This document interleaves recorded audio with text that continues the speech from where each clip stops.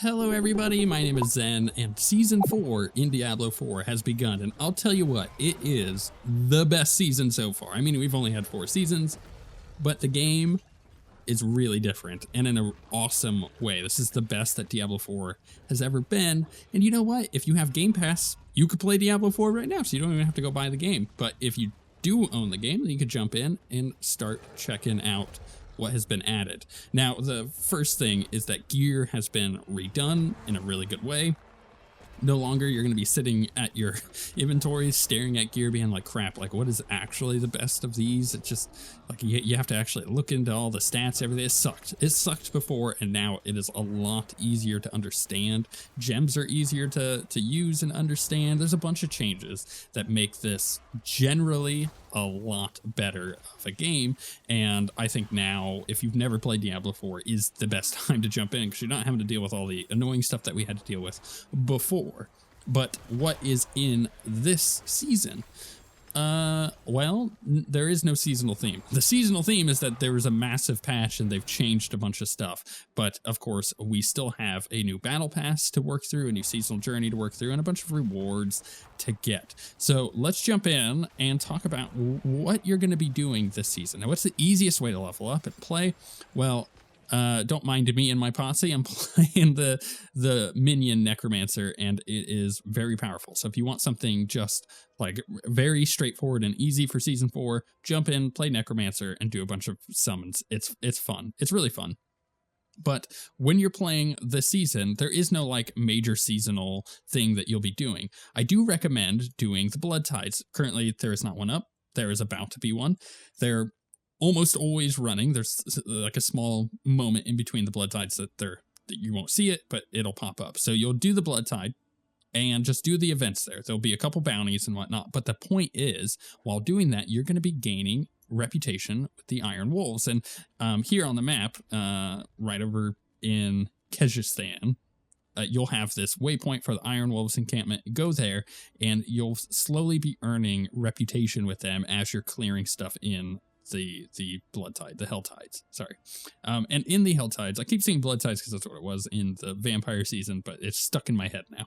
So while you're doing the Hell Tides, you're going to be killing things, you're going to be doing the little bounties there, and that will gain you honor, so you'll be slowly ranking this bar up, and each time you do, you get a bunch of rewards. This is not just one thing that we're getting here, it's a whole cache. So for example, I've got this Heroic Spoils reputation cache that I can claim. It goes straight to your inventory, and you're going to see why this season is so easy.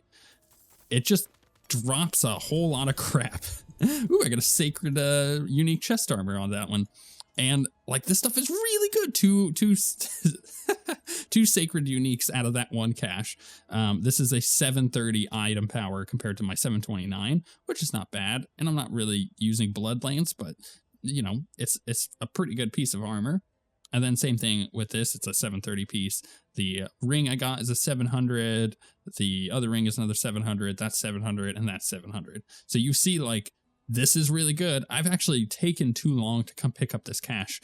I did a couple more Hell Tides and leveled up a bunch and was able to basically forget about this because I had a bunch of items that I could upgrade.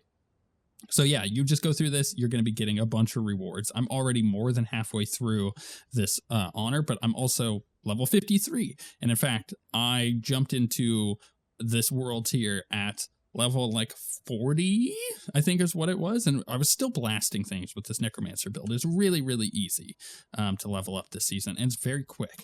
Now, here's the thing. If we go to the season, right, we got our battle pass. It's not an exciting one, in my opinion. I'm not like hyped about most of this stuff. You have this armor set here that you see in the art, and this one off on the left. This is like the basic version of the chest piece here, but if we go all the way to the end, you'll see the more epic one, which, you know, it looks really cool. I would like that on, say, my sorcerer or sorceress, because it looks really cool. But there is 2 full sets of armor here. It's not just one. Like you can see, this one's it kind of gives you the theme for this like kind of creepiness thing going on. There's some weapons that go along with both of them. Like there's this angelic hammer, but there's also like creepy weapons as well. So it's 2 sets.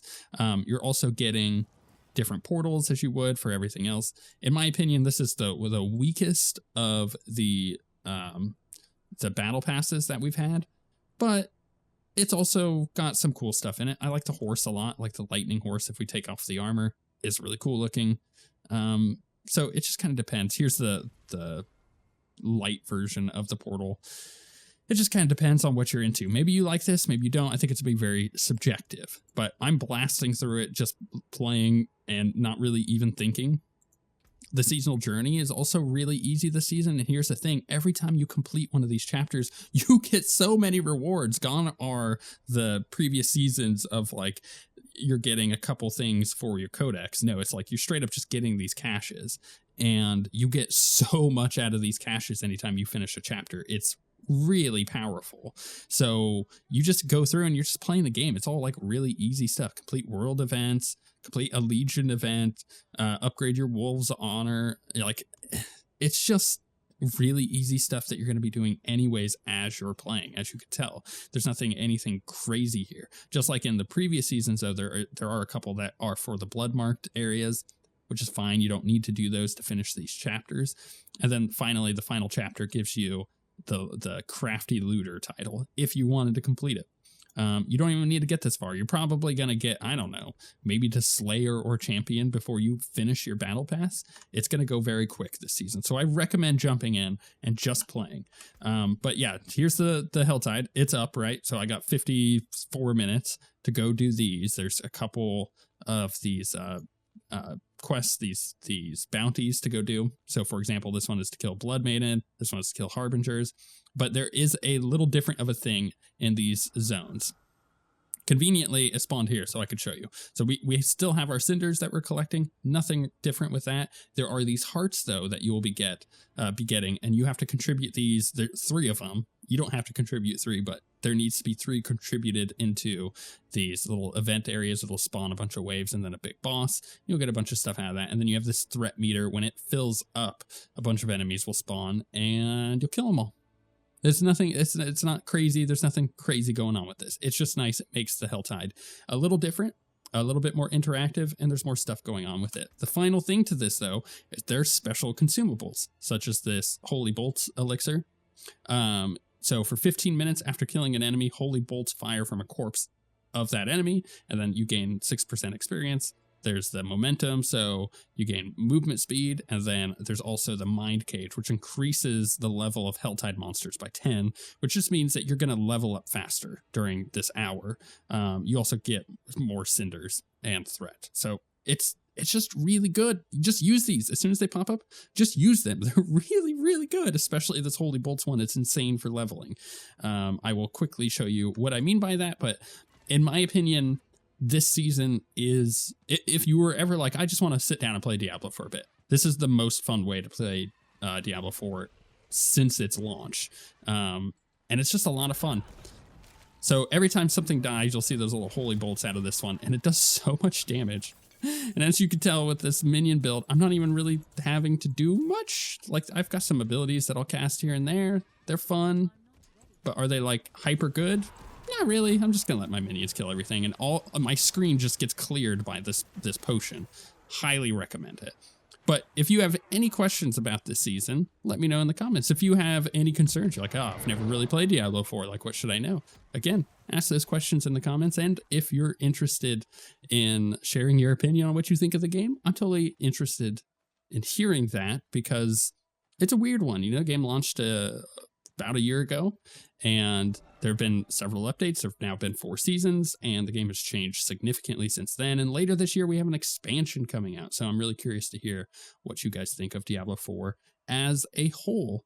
In my opinion, I've never enjoyed the game more. The loot is way easier to deal with. There is a whole thing that I'll just quickly show you for tempering that you'll be doing while you're leveling up, because it's a new thing, but you'll be finding crafting recipes, which will allow you to put additional effects on stuff. So like for this weapon, I have a weapon category that I can go in and choose. So for this one, because of what I'm using on my Necromancer, I would do summoning, and I would temper it, and it adds one of these 3 effects, either minion attack speed, my skeletal mages to attack twice, or skeletal priest effect duration increase. So you do that for each item has different tempering effects on it. So for example, if we close out of that, put a new one in, for like rings and amulets, it's a bunch of different options for the offensive thing. For the gloves, I've got stuff for offensive and utility, and there's a lot of options here, and you're going to be unlocking those as you play the game. But man, I am having so much fun with this game. I've been playing nonstop, and that's with the ability to play Hades 2 at the same time. And now I'm like split. I'm like, I really want to be playing Hades 2, but I'm also really enjoying Diablo 4 at the moment, which should scream about how good this season actually is. Make sure you subscribe for more Diablo content in the future. But with all that being said, thank you very much for watching, and we shall see you all next time.